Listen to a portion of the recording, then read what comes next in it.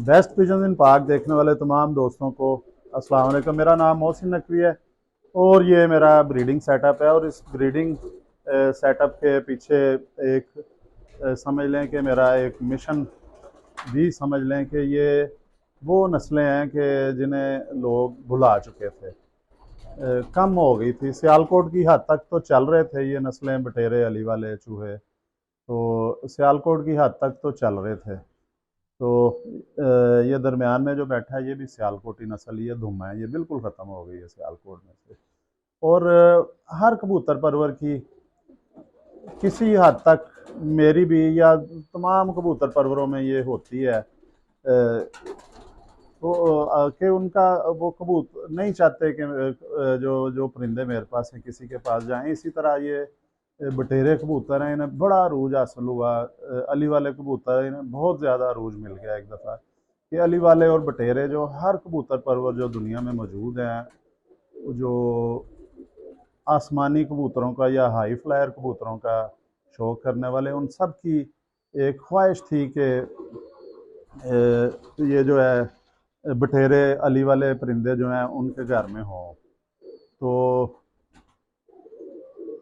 आहिस्ता आहिस्ता जो है वो इसी आदत की वजह से सियालकोट के साजा कराम से इंतहाई माजरत के साथ कि अब भी सियालकोट से परिंदा, अच्छा परिंदा लेना बहुत मुश्किल है, बहुत मुश्किल है। मुझे पता है कि जिस तरह ये जो मेरे पास अब बटेरे नज़र आ रहे हैं, इनका जो बड़ा कबूतर है जिनसे ये नस्ल चली है, उस कबूतर के लिए 3 साल तक मैं उस्ताद नन्ना जापान वाला मरहूम, उन्हें मैं कहता रहा हूँ। हालांकि वो कबूतर सेल कर देते थे, लेकिन वो उस कबूतर के लिए मैं जाता रहा उनके पास 3 साल। मिलने जाता था तो मैंने साथ जिक्र करना, जी उस्ताद जी वो चीक बच्चा मुझे दे दें, आपके पास उड़ता है, आपके पास उसके बच्चे भी हैं, नस्ल है, तो मुझे दे दें। और मेरा ख्याल है कि कम अज़ कम 3 साल मैं उनके पास जाता रहा हूँ, तो फिर वो मुझे परिंदा मिला।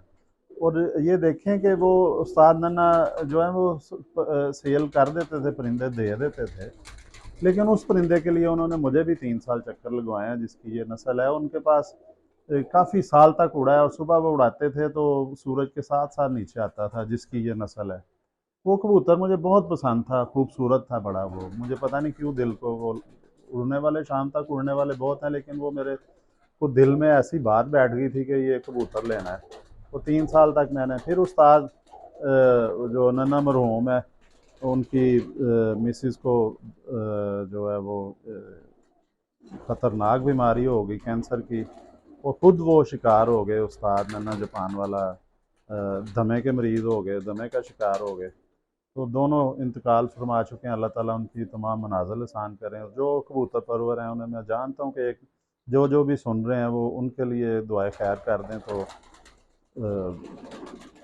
अल्लाह ताला इसका सिला देंगे उन्हें। तो ये उन्होंने मुझे बुलाया जब वो बहुत ज़्यादा बीमार हो गए। उन्होंने कहा मैं परिंदे सेल कर रहा हूँ, तो आपने मुझे कहा था अपना नार पकड़ लें। मैंने फिर जो उन्होंने डिमांड की मैंने उन्हें दे दिए, क्योंकि मैं नौकरी पेशा बंदा हूँ, एक्स्ट्रा नहीं मैं कर सका उनकी, लेकिन जो उन्होंने कहा वो मैंने उन्हें दे दिया। साथ एक आध परिंदा और भी ले लिया, वो भी बटेरा ही था। तो उसकी ये नस्ल है। वो परिंदा मेरे से मेरे बड़े भाई हैं, कज़न है, वो ले गए थे। तो वो फिर जो चीक बचा था ये उसकी नस्ल है सारी। तो बढ़ाया। इसी तरह अब बात किसी और तरफ निकल गई कि सियालकोट से अच्छा परिंदा लेना बड़ा मुश्किल है। किसी भी सियालकोट के साजा कराम से माजरत माजरत मैं कर चुका हूँ पहले ही। तो लेकिन अब मैंने ये मिशन बनाया है कि अब ये मैं बटेरों का सेटअप, और अली वाले इधर मैंने ज़्यादा कर दिए हुए हैं। अब ये ज़्यादा जोड़े हो जाएंगे, 30 40 50 जोड़े इंशाल्लाह ताला होंगे। और इन्हें मैं, मेरी कोशिश है कि मैं फैलाऊँ पाकिस्तान की हद तक। तो अब मेरे काफ़ी घरों में चले गए हुए हैं। और ये नस्ल जो है इनका रिज़ल्ट बड़ा ज़बरदस्त आया है जी, जहाँ जहाँ पे भी गए हैं ज़ाया नहीं होते। ये बटेरे जो हैं अली वाले बटेरे, चूहे भी साथ ही, 3 नस्लें हैं मेरे पास ज़्यादा जो हैं, अली वाले बटेरे और चूहे, ये ज़ाया नहीं होते। वापसी इनकी बड़ी ज़बरदस्त है, परवाज़ें इनकी बहुत ज़्यादा हैं। ये मोरें खा के उड़े हैं शाम शाम तक, 3 बजे के बाद की परवाज़ें हैं। ये जो गुज़श्ता जेठ गुज़रा, बड़ा सख्त जेठ था, और 6 बजे तक, 6:30 7 बजे तक परवाज़ें हैं इनकी, फिर बच्चों की बाजियों में 4 बच्चे थे बटेरे, चारों ही रात रह गए सामने नज़र आके लाला मूसा में, इसी बैसाख जेठ में जो गर्म था काफ़ी। तो वो ये रिज़ल्ट भी अच्छा दे रहे हैं। और लोग, मैं अब नाम नहीं लेता दूसरी नस्लों का, कि जहाँ पे ये बटेरे गए हैं उन्होंने कहा है कि नहीं अब हमने ये रखने हैं, इन्हीं से शौक करना है। तो ये मैं बढ़ा रहा हूँ इंशाल्लाह ताला। और भी दोस्त, मैं अपील करता हूँ कि कोशिश करें कि ये नस्लें जो घरों में जिन्होंने संभाली हुई हैं, बहुत बहुत ज़बरदस्त हालत में बटेरे अली वाले चूहे सियालकोट में मौजूद हैं। मुझे बहुत सी ये छतों का पता है, छतों का नहीं घरों का पता है जहाँ पे मौजूद हैं, फैक्ट्रियों में मौजूद हैं। लोग बस उनके लिए मुलाजम रखे हुए हैं और देते नहीं हैं किसी को। तो मेरी उनसे भी अपील है कि वो खिलाएं इस नस्ल को, कि जो असली पुरानी नस्लें हैं, उड़ने वाली नस्लें हैं, जो वापसियाँ जिनकी ज़बरदस्त हैं, परवाज़ें जिनकी ज़बरदस्त हैं, खूबसूरती जिनकी ज़बरदस्त है, और उसके साथ साथ इनमें जो एक खूबी है, कम से कम मेरे पास जो ये परिंदे मौजूद हैं, ये जिन जिन के पास गए हैं वो तो मेरी इस बात की तस्दीक करेंगे कि वाकई ये शिकारी परिंदों के हाथ भी नहीं आते। कि जिनके पास ये नस्लें होंगी, ये नस्ल होगी सियालकोटी अली वाले बटेरे चूहे 35 वाले भी, कि उन्हें ये परेशानी नहीं होगी कि आज हमारे परिंदे उड़े हैं तो उसमें से 8 इल्लड़ ने पकड़ लिए, बैरी का शिकार हो गए हैं, या बाज आके ले गया। ये परिंदे उनके हाथ नहीं आते। और शिकारी परिंदों की भी एक नेचर है कि वो भी जो है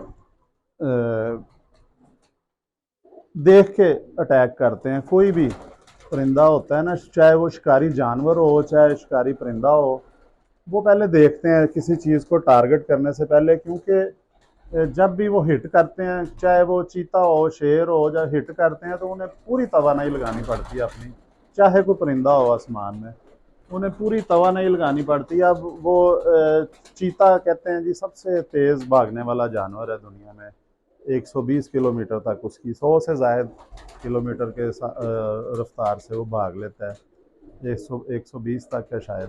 तो वो जब किसी हिरन का पीछा करता है तो वो अगर ना पकड़ा जाए तो फिर उसके बाद वो एक मखसूस फासला है जो तेज़ी से तय कर सकता है इतनी स्पीड से, उसके बाद उसे उसके फेफड़ों को, जिस्म को ऑक्सीजन चाहिए होती है, वो नहीं बर्दाश्त कर सकते, रुक जाते हैं, सारी तवानाई खर्च हो जाती है, फिर उसे रेस्ट करना पड़ता है एक लंबा। तो इसी तरह जो शिकारी परिंदे हवा में होते हैं वो भी देख के, उनका भी ज़ाहिर है जब वो अटैक करते हैं पूरी तवज्जो जिस्मानी और वो ज़हनी तवज्जो जो फोकस रख के ही हिट किया जाता है आसमान में परिंदे को। तो इसलिए जितने भी शिकारी परिंदे हैं, वो चाहे जानवर हों चाहे परिंदे हों, वो पहले सेलेक्ट करते हैं टारगेट के। वो टीवी चैनल पे अक्सर वो डॉक्यूमेंट्रीज मिल जाती हैं कि जिनमें वो शिकार कर रहे होते हैं शेर चीते, वो पहले बैठ के सैकड़ों की तादाद में जो हिरन फिर रहे होते हैं या दूसरे शिकार होने वाले जानवर घास खाने वाले, उन्हें देखते हैं कि इसमें से टारगेट किसको करना है, फिर वो टारगेट करते हैं। तो इसी तरह हवा में भी वो फिर जब टारगेट कर लेते हैं, फिर वो किसी और जानवर की तरफ नहीं देखते, या परिंदा किसी और परिंदे की तरफ नहीं देखता, अपने टारगेट की तरफ जाता है। उनकी कोशिश होती है पहले ही उस पर हमला किया जाए जो जिसकी उन्हें उम्मीद होती है कि ये हमारे हाथ आ जाएगा। तो ये परिंदे नहीं हाथ आते, ये तेज़ हैं। बहुत सारे दोस्त बताते हैं जी इन पे अटैक हुआ भी है, ये निकल जाते हैं। तो ये परेशानी उनकी ख़त्म होगी कबूतर परवरों की, जहाँ जहाँ पे ये नस्लें जाएंगी। एक उनकी जो कबूतर वापस नहीं आते वो परेशानी ख़त्म होगी। फिर एक जो परवाज़ें कम होती हैं वो परेशानी ख़त्म होगी। ये एवरेज की बाजियों में बड़ा काम करते हैं ये। इनको अगर दाना मोटा दिया जाए, फिर ये 3 बजे से 5 बजे तक उड़ते हैं, 10 से 12 घंटे आ जाते हैं। तो अगर इनका दाना बारीक कर दिया जाए और महावत अच्छा हो नीचे, फिर ये 12 से 14 घंटे चले जाते हैं। नॉर्मल इनकी 10 से 12 घंटे परवाज़ है। सादे दाने से अगर दाना बारीक कर दिया जाए बाजरा, तो फिर ये 12 से 14 घंटे पे चले जाते हैं। और ये मैंने आपको बताया है कि ये परेशानियां ख़त्म हो जाएंगी सबकी। तो इसलिए मैं कोशिश कर रहा हूँ कि इस नस्ल को फैलाया जाए, और ये मैं भिजवा देता हूँ। देखता हूँ मैं कि वो इनकी कोई कदर करने वाला बंदा हो तो मेरी कोशिश होती है उस घर में परिंदे चले जाएं जहाँ पे इनका ख्याल रखा जाए, इन्हें बढ़ाया जाए, बेहतर किया जाए। तो अब मेरे कैमरामैन जो है वो मुझे इशारा कर कर रहे हैं कि वीडियो लंबी हो रही है, तो इसलिए वीडियो जो है आप इधर ही ये वाला जो वो ख़त्म करते हैं वीलॉग। गर्मी भी बहुत ज़्यादा है, ये जिस तरह बरसात का मौसम है, कमरे के अंदर हब्स भी है, पसीना देख रहे होंगे आ रहा है। तो अगली वीडियो में कोशिश करेंगे आपको कि जिस तरह मैं पहले दिखाता हूँ, एक दो परिंदे पकड़ के उनका शौक करवाते हैं, वो करवाएंगे जी। अब तक के लिए अल्लाह हाफ़िज़।